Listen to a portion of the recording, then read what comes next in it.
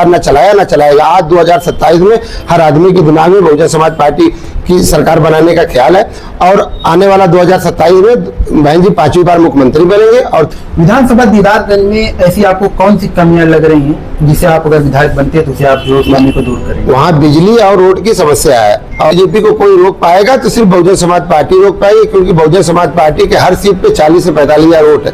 Party सिर्फ विकास पे बात करेगी और लाइन आर्डर पे बात करेगी, ना कि कोई जात पात की बात कभी करेगी। नमस्कार आदाब दोस्तों, आज हम मौजूद हैं जनपद आजमगढ़ के विधानसभा दीदारगंज के सरामेल में। आज हमारे साथ मौजूद हैं, हमारे साथ बात करने के लिए बहुजन समाज पार्टी के प्रत्याशी विधानसभा दीदारगंज से अबुल कैस साहब। हम इनसे बात करेंगे कि आगामी विधानसभा 2027 के चुनाव में उनकी पार्टी की क्या भूमिका रहेगी। पार्टी ने इनको अगर प्रत्याशी बनाया है तो दीदारगंज विधानसभा में ऐसी कौन सी कमियां दिखी जिस पे जो इनका मेन मुद्दा रहेगा, हम इनसे बात करेंगे। और कैसे हमारे चैनल पर आपका बहुत बहुत स्वागत है।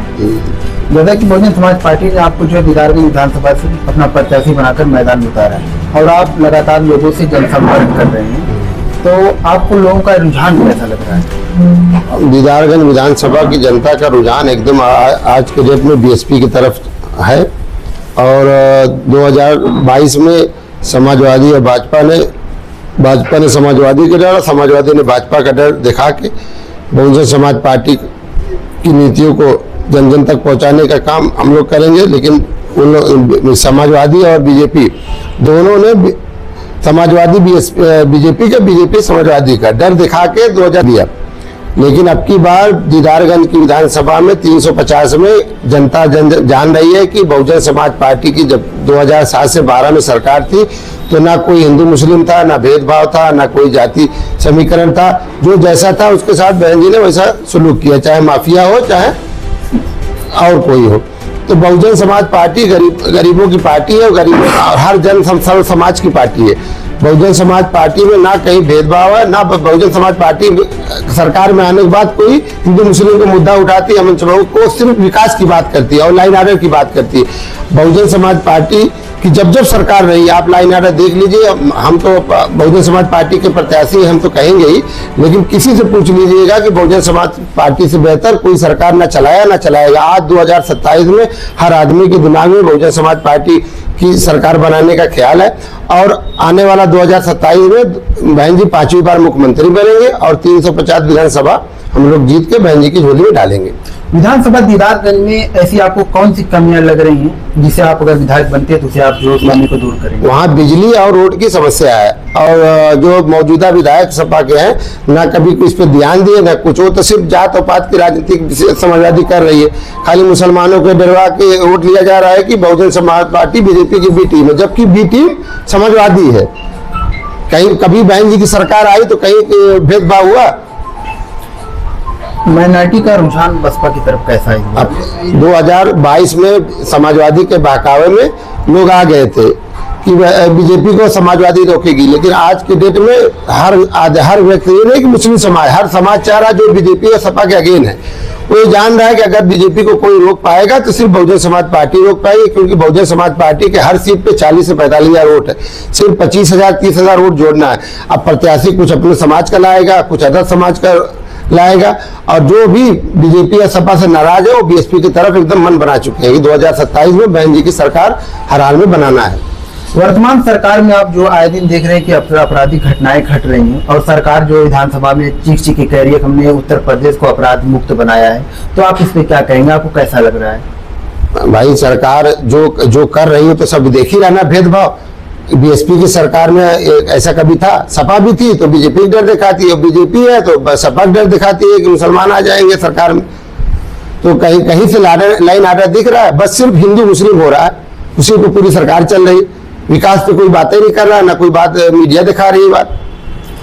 आज जो पिछड़ों के साथ अगर हम देखें तो पिछड़ जो दलित है और जो वर्ग के लोग हैं उनके साथ जो भेदभाव हो रहा है, इसे आपकी जो पार्टी बीएसपी के 2001 से 2017 तक बीएसपी के साथ पिछड़ा समाज खड़ा था जी। समाजवादी और बीजेपी वाले ने समाजवादी का, समाजवादी ने बीजेपी का डर दिखा के उनको अपनी तरफ खींच लिया। लेकिन आज के डेट में 2022 में पिछड़ा वर्ग बीजेपी के साथ और सपा के साथ गया था अक्सरियत में, लेकिन वो जाके देख लिया है कि अब 2007 से 12 तक में हमारे साथ क्या सलूक था या हमारे साथ क्या रवैया था और बीजेपी वालों का क्या रवैया। इसीलिए 2027 में अध पिछड़ा बैकवर्ड जो भी है एससी या मुसलमान बीएसपी की तरफ जा रहा है और 2027 में 5वीं बार बहन जी को मुख्यमंत्री बनाएगा। एक जनता के मुंह से बात कही हुई हम कह रहे हैं, कोई अपने मुंह की कही हुई बात हम नहीं कह रहे। वर्तमान में जो एक इकलौते विधायक थे स्वर्गीय जो उमाशंकर सिंह जी, जो बलिया के रसड़ा के विधानसभा के विधायक थे, उनके जो है निधन से जो पार्टी को कितना नुकसान हुआ? भाई पार्टी को नहीं, पूरे बीएसपी पार्टी में सबसे ईमानदार नेता थे और उनके जाने से पार्टी भी और कार्यकर्ता भी और नेता भी सभी दुखी है। लेकिन उनका लड़का अभी है बड़ा, बहन जी उनको बढ़ावा देंगी और वो हर समाज में जाके बताएगा कि बहन जी ने बीएसपी ने उमाशंकर जी को कितना सम्मान दिया था। तो उम्मीद है कि उनका लड़का बहन जी रसड़ा से लड़ाएंगी, तो नतीजा आप देख लीजिएगा, उमाशंकर भैया से बेहतर रहेगा। तो आने वाले समय में आपकी पार्टी कौन कौन सी रणनीति पे जो है? हमारी पार्टी सिर्फ विकास पे बात करेगी और लाइन ऑर्डर पे बात करेगी, ना कि कोई जात पात की बात कभी करेगी। चाहे सरकार बहन जी का ऐसा स्थिति है कि ना तो कभी जात पात के हट के कोई बात करती जात पात की, ना कभी बिगड़ विकास की कोई बात करती है। वो बस सिर्फ सर्व समाज की और विकास की बात करती है और लाइन ऑर्डर की बात करती है। झूठा वादा बहन जी आज तक कभी किया ही नहीं, जो करेंगी वही करें, जो इसीलिए वो कहती नहीं करती, करने पे भरोसा ज्यादा करती, कहने पे कम करती। तो आपकी पार्टी जो कुछ जो जनसभाएं करेंगी जो चुनाव से पहले? हमारी पार्टी के आकाशानंद जी पार्टी उपाध्यक्ष हैं और उनको अभी बहन जी ने लगा दिया है। आखिरी 4 महीना जब बचेगा तो चुनाव की घोषणा हो जाएगी, बहन जी खुद है अपने हर विधानसभा में आपकी बार लगाएंगी। और आकाश जी की पूरे उत्तर प्रदेश में 403 सीट में जनसभा लगी, अभी 2 में हो चुकी है, बाकी में धीरे धीरे हर विधानसभा में जनसंपर्क करके अपने और अपने हर समाज के लोगों को बताएंगे बहुजन समाज पार्टी की क्या नीति है और क्या बहन जी ने क्या विकास किया है और क्या आगे करेंगी। जैसे कि आपने कहा कि समाजवादी पार्टी जो है मुसलमानों को जो भाजपा का डर दिखाकर जो हमेशा जो उनका वोट लेती रही है, लेकिन माइनॉरिटी के साथ कहीं ना कहीं जो है भेदभाव जो है वर्तमान सरकार और सपा की सरकार में नहीं हुआ था। आज अब बीएसपी के 2000 से 12 तक सरकार थी, लोग ये कहते हैं बीजेपी की बी टीम थी, लेकिन बीएसपी की सरकार में 2012 तक में कहीं भी कोई दंगा फसाद या मुसलमान को कहीं कोई तकलीफ पहुंची हो तो बताए जनता, या मुसलमानी समाज हमारा बताया कि हाँ भाई बहन जी ने नुकसान पहुंचाया है।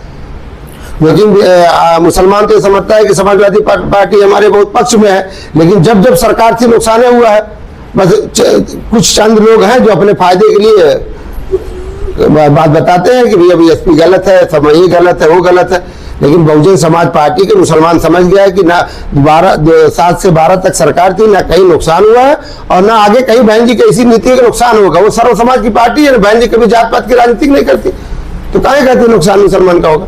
आप जनता को क्या संदेश देना चाहेंगे?